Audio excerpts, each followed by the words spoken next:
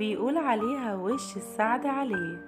حرصت أنتونيلا أن تكون خلف زوجها في مباريات الأرجنتين بكأس العالم، والتي ظهرت في العديد من المباريات قبل أن تظهر بشكل قوي في تتويج ميسي باللقب والظهور بجانبه في أرض الملعب.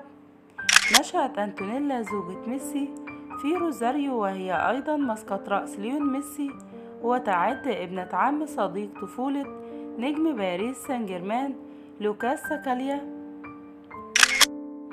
وتبلغ زوجة ميسي من العمر 34 عام.